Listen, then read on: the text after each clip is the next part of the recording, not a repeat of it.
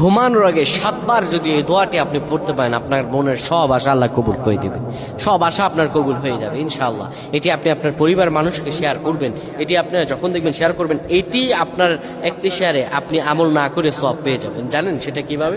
আপনার এই আমলটি যদি অন্য কেউ শুনে আমল করে, আপনি আমল না করে আর সওয়াব পেয়ে যাবেন। সুবহানাল্লাহ। কত সুন্দর ইসলাম, সুন্দর।